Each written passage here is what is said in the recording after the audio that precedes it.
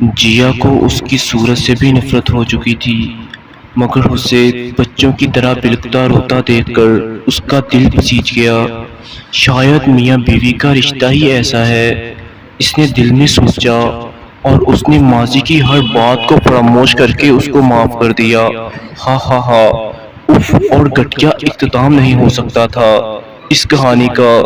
یہ افسانہ نگار اتنا بیوقوف کیوں بناتے ہیں؟ فاطمہ نے افسانہ ختم کرنے کے ساتھ ہی تبصرہ کیا، کیوں بھئی، اب کون سا افسانہ برا لگ گیا جناب کو؟ نیتا نے جو پاس ہی بیٹھی تھی مسکراتے ہوئے پوچھا۔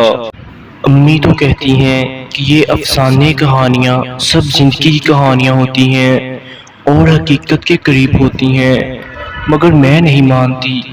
بھلا ایسا کیسے ہو سکتا ہے کہ شوہر اتنا ظلم کرے اور آخر میں معافی مانگ لے اور آپ مہمان دیوی بن کر معاف بھی کر دیں؟ فاطمہ تپ کر بولی، ابھی تم نے زندگی دیکھی ہی کتنی ہے، کیا پتا شادی شدہ لائف بھی ایسا ہی ہوتا ہے۔ نیتا بولی، توبہ توبہ، باز آئی میں ایسی شادی سے۔ اس نے کانوں کو ہاتھ لگائے، چپ کر جاؤ، مت بولا کرو اتنا فالتو، اللہ نہ کرے ایسا وقت آئے۔ ندا اس سے 1 سال ہی بڑی تھی۔ اس نے فاطمہ کو ڈرایا تو فاطمہ نے ڈر کر ایک دفعہ اور کان پکڑے۔ ہیرا نے لکھتے لکھتے قلم ہاتھ سے رکھ دیا۔ اف اف، وہی پرانی کہانی، اب کیا آگے لکھوں کہ فاطمہ کے ساتھ بھی یہی ہوا؟ نہیں، کچھ اور سوچنا پڑے گا۔ ہیرا اپنے آپ سے باتیں کر رہی تھی۔ وہ ایک افسانہ نگار تھی، مگر کچھ نیا لکھنا چاہ رہی تھی۔ ایک ہی طرح کے افسانے لکھ لکھ کر وہ بور ہو چکی تھی۔ اس نے کہانی ادھوری چھوڑ دی۔ چند دن بعد اس نے دوبارہ کہانی کو آگے بڑھانا چاہا، مگر کامیاب نہ ہو سکی۔ اسی آسنا میں اس کی اپنی شادی طے پا گئی، اور پھر شادی کی تیاریاں۔ شادی اور شادی کے بعد وہ ایسی الجھی کہ لکھنا لکھانا سب ایک طرف ہو گیا۔ ہیرا جو افسانے لکھنے میں ماہر تھی، اپنی زندگی کی ڈور کو بھی افسانوں کی طرح ہی سلجھانے لگی۔ میاں کے دل میں گھر کرنے کے ساتھ ساتھ ساس کا دل بھی جیتنے کی کوشش میں لگی رہی، اور آخر کار پسندیدہ بہو کا درجہ حاصل کر لیا کہ ساس اس کے مشورے کے بغیر کوئی کام نہیں کرتی۔ نند دیور سبھی اس کے گن گانے لگے، اور سال پر سال گزرتے چلے گئے اور پتہ ہی نہیں چلا۔ آج اس نے اپنے آپ کو بغور آئینے میں دیکھا تو اس کو معلوم ہوا کہ 15 سال بیت گئے۔ اچھی بہو، اچھی بیوی، اچھی ماں، بھاوج بننے میں وہ خود کہیں اور ہی رہ گئی ہے۔ وہ لڑکی سے عورت بن گئی تھی، ایسی عورت جس میں بظاہر کوئی خوبصورتی نہیں تھی۔ یہ کون تھی آئینے میں ہیرا نہیں ہوں، یہ میں کیسے ہو سکتی ہوں؟ اس کو آج بھی خیال نہیں آتا، اگر آج وسیم اس کا شوہر اس کے سر پر بم نہ پھاڑتا کہ اس کو کوئی اور پسند آ گئی ہے، اور شاید وہ دوسری شادی بھی کر سکتا ہے۔ کیوں؟ آخر میں نے اس کے لیے کون سا کام نہیں کیا؟ ہر چیز آپ کو وقت پر ملتی ہے، گھر صاف ستھرا، امن چین، کبھی آپ سے کوئی شکایت نہیں کی، پھر آپ نے ایسا کیوں سوچا؟ ہیرا سراپا سوال تھی۔ کیوں؟ وسیم نے ایک نظر اس پر ڈالی۔ کبھی گھر اور کاموں سے ہٹ کر اپنے آپ کو بھی دیکھا ہے؟ ذرا آئینے میں دیکھنا خود کو، میچ کرتی ہو مجھ سے؟ وسیم نے ایک گہرا سوال کیا، اور وہ آئینے میں دیکھ کر خود کو حیران تھی۔ یہ بے ڈھنگے سراپے والے سفید بال، جگہ جگہ جھانکتے ہوئے چہرہ بے رنگ، یہ میں ہوں؟ اس نے ایک بار پھر اپنے آپ سے پوچھا۔ کیا کرتی تھی تمہاری ہند بنے افسانہ نگار صاحبہ؟ آئینے میں کھڑی ہیرا اس سے پوچھ رہی تھی۔ تو کیا میں بھی افسانہ بن رہی ہوں؟ اس نے سوچا، اور پھر اپنے آپ کو جیسے نیند سے جگایا، اپنے دراز سے برسوں پرانی ڈائری ڈھونڈ کر نکالی۔ آخری صفحات فاطمہ کی کہانی کے تھے، ادھوری کہانی کے۔ اچھا، تو یہ کہانی اس لیے ادھوری تھی، اب مجھے فاطمہ بن کر اس کو پورا کرنا ہوگا۔ وہ کچھ سوچ کر مسکرائی، پھر اس نے اپنے لیے کچھ باتیں نوٹ کیں اور آج کی تاریخ ڈالی۔ پھر کچھ سوچا، 3 مہینے بعد اس کی 16ویں سالگرہ ہے۔ ٹھیک ہے، اس نے شادی کی سالگرہ کا دن لکھا، تاریخ لکھی اور اس پر ایک جملہ لکھا، ہاں ایسا ہی ہوگا۔ دوسرے ہی دن وہ پارلر گئی، اپنے سکن پر اپنے چہرے کو ٹھیک کرایا، بالوں کو ڈرائی کرایا اور جدید طرز کی کٹنگ کرائی اور ڈائٹ پلان شروع کیا۔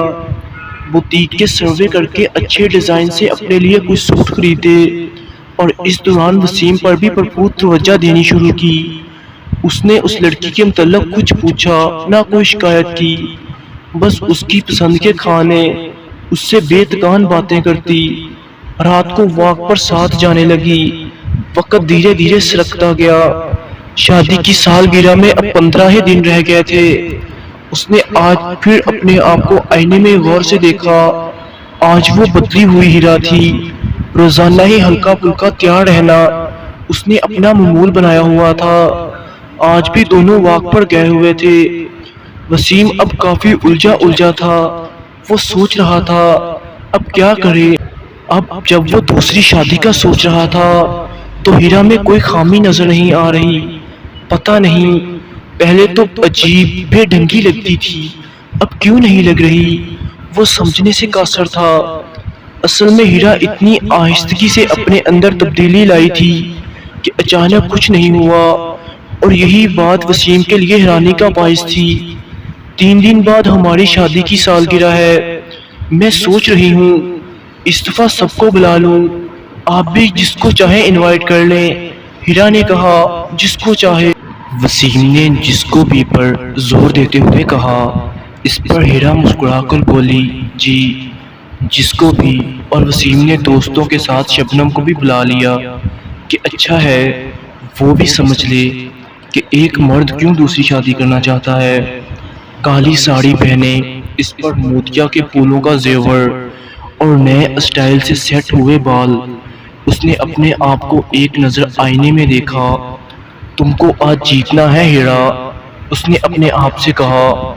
وہ وسیم کے ساتھ چلتی ہوئی ٹیبل تک آئی اور کیک کاٹا۔ سب کی نظریں ان پر ٹکی ہوئی تھیں۔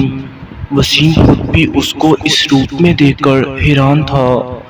کہاں تھا وہ ہر وقت عجیب سے حلیے میں رہنے والی ہیرا، اور کہاں یہ جس پر سے نظریں ہی نہیں ہٹ رہی۔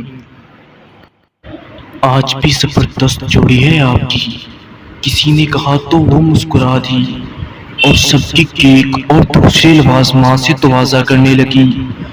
تم تو کہتے تھے تمہاری بیوی بے ڈھنگی عورت ہے، اس لیے تم مجھ سے شادی کر رہے ہو۔ ایسی عورت بے ڈھنگی ہوتی ہے تو تم مجھے معاف ہی رکھو، کوئی غصے میں وسیم سے دبے دبے لہجے میں کہہ رہا تھا۔ میری بات تو سنو، وسیم نے کہا، مگر وہ فوراً ہی چلی گئی۔ اچھا تو یہ تھی، ہیرا نے اس کو دیکھ کر سوچا اور آگے بڑھ گئی۔ دعوت کے اختتام پر وہ اپنے کمرے میں آئی، پیچھے ہی وسیم بھی آ گیا۔